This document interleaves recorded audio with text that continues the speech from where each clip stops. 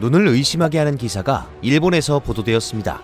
아무리 날조를 일삼는 일본이라고 하더라도 내용이 너무나 터무니없어 이걸 믿는 사람이 있을까 싶었지만 일본 네티즌들은 이와 같은 기사에 모두 선동되고 있는 듯한 의견을 남겼습니다. 지금부터 보도의 내용과 일본인들의 반응에 대해 전해드리도록 하겠습니다.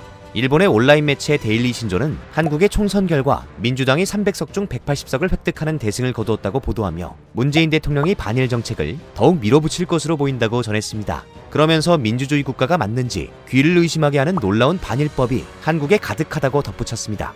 정작 한국인은 관심도 없는 내용입니다. 기사는 반일법이 친일 찬양 금지법이라며 일본을 칭찬하는 것을 금지하는 법안이라고 정말 1차원적으로 설명했습니다.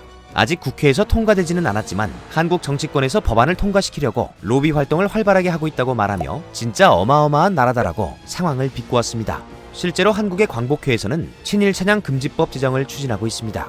광복회는 일제에 항거하며 조국 광복에 헌신한 독립유공자와 그 유족으로 구성된 단체이며 1965년 창립되었는데요. 그들이 제정을 추진하는 친일 찬양 금지법은 일본 언론에서 보도된 내용과는 아주 다른 성격을 지니고 있습니다. 친일 찬양 금지법은 일제 및 친일 미화, 독립유공자 폄훼, 일본군 성노예 피해자 및 일제 강제동원 피해자를 모욕하는 행위 등을 처벌하는 법률입니다. 광복회에서는 친일 반민족 행위자의 국민묘지 이장, 안장 금지 등 서운 취소를 위한 법률 개정도 추진하고 있습니다. 광복회는 지난달 총선을 맞아 전국 지역에 출마한 국회의원 후보자 1109명 모두를 대상으로 법률 개정에 대한 찬반 의견을 물었는데요. 친일 행위의 국립현충원 안장 불가 및 이장, 단죄비 설치를 위한 법률 개정에 대해서 546명이 찬성한다고 답변했습니다.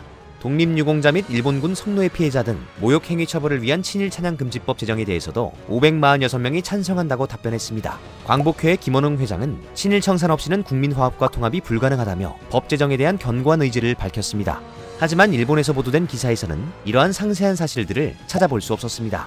그저 독립운동 유공자, 위안부 피해자, 강제동원 피해자에 대해 한국 정부와 다른 역사 해석을 내놓는 것이 금지된 것이라며 한국 정부가 한국의 민주주의를 망치고 있다는 뉘앙스의 내용을 찾아볼 수 있었습니다. 심지어 기사는 광복회 회장이 문재인 대통령과 친하다며 의혹까지 제기했습니다. 이어 친일 찬양 금지법은 물론이고 반일 인물의 무덤 파내기를 허용하는 국립묘지 법 개정안에 대해서도 설명하며 정말 끔찍한 이야기라고 비난했습니다.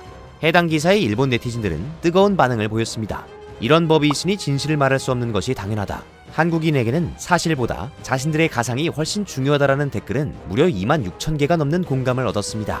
그리고 이 법안이 통과되면 한국에서는 근거 없는 일본에 대한 공작이 자유롭게 되고 한일 문제는 이제 해결 자체가 불가능해진다는 것을 알아야 한다라는 댓글이 21,000개의 공감을 얻었습니다. 18,000건의 공감을 얻은 3위 댓글은 이것은 과거의 진실을 밝혀서는 안 된다는 법률이다. 즉 망상 역사를 지키는 것이 목적이다라는 어이없는 내용이었습니다. 일본인들의 역사의식 정말 생각 이상으로 최악이었습니다. 한국 네티즌들은 이와 같은 소식을 접하고 미안한데 우리는 너네한테 관심 없다. 칭찬을 할 것도 없는데 자의식 과잉이다. 어떤 나라가 칭찬을 하면 벌을 받는 법안을 내냐. 진짜 단순하고 멍청하다와 같은 의견을 내놓고 있습니다.